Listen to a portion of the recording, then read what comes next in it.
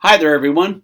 I'm Mark Plunkett, the pastor of Heritage Presbyterian Church, and this is another of our weekly devotionals. It's been a terrible week in American foreign policy. We are leaving Afghanistan about as fast as we can. Whether you believe the previous president or the current president caused all this or did all this, whatever you happen to think, we are leaving a country that we have been at war with for 20 years. They never should have allowed terrorists to set up a base where they could plan to attack us and then carry it out. That was their problem.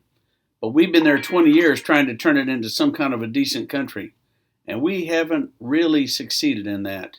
Because as soon as we left, the Taliban have moved in and they're beginning to show exactly the same behaviors they showed 20 years ago. Don't know what's going to happen, but I know that things are bad. Things are really bad right now. What is tempting to listen to and tempting to believe, it's so easy to believe, is that we are all good and they are all bad. That is a temptation that I have to admit I fall into often and easily. I also think that during, let's say World War II, the Nazis were evil and the Allies were good. I absolutely believe that for a long time. But when you think of the individual person, this person in Afghanistan, this person in Nazi Germany, this person in Japan in World War II, this person in, let's say, the Ottoman Empire, World War I, this person on the North in the Civil War, this person in the South during the Civil War. I mean, can you really condemn an entire group of people? All of them, every single one of them? That's the problem. There's always at least one person who breaks the rule, who, if you had the chance to meet him or her, you might like him. You might love them.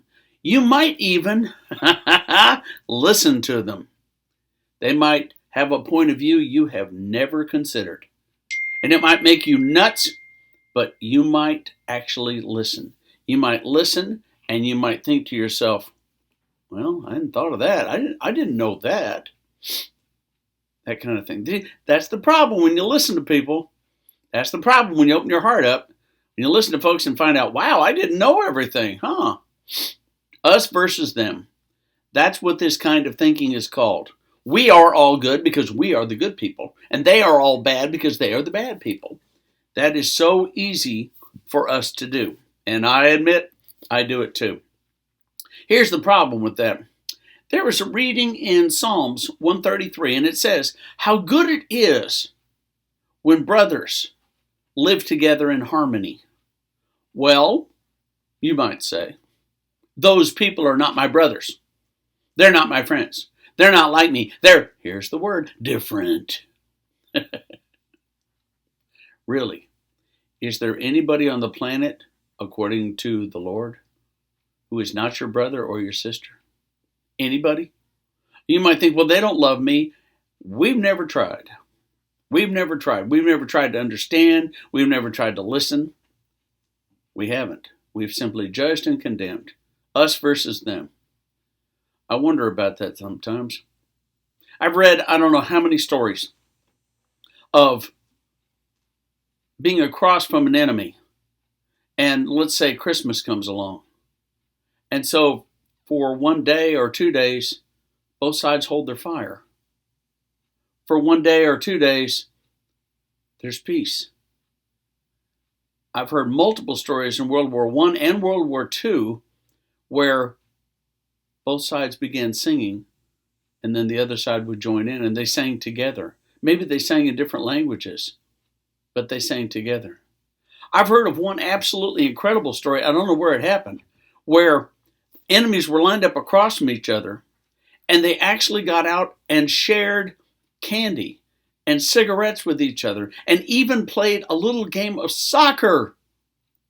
Does that sound like us versus them?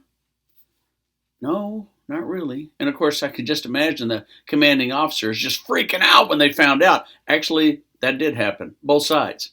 Both sides. Yeah, they freaked out, and they freaked out. Yep. What are those soldiers doing?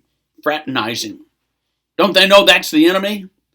Well, you can't defeat an enemy if you treat them like a friend. Or can you? I'm asking uncomfortable questions that I've been asking myself. So before anybody condemns me for anything I'm saying, believe me, I'm having this fight in my own head and I don't like it. But I'll tell you something else. One of the things that Jesus told us, he called it a commandment. This is a new commandment I give you. Love one another as I have loved you. Jesus didn't say, love only the people that are like you. He didn't say, love only the people that are easy. He never said, love them over there if you absolutely have to. No, he called it a commandment. You do have to. You have to love them. And you have to love us too. Because ask yourself one more question. Think about this one. Is there any human being, alive or dead, or yet to be born, that Jesus Christ did not die to save? Is there any human being that Jesus left out? Now, people can decide if they want to accept Jesus. That's up to them. But there is not a single solitary soul who has ever lived in any time, any place, any country, any language, anything that Jesus did not die for. So if Jesus died for every single person, then it's up to us who believe in him to do the best we can to get rid of us versus them thinking. Do your best, because it's going to be tough. It's going to be real tough. Amen.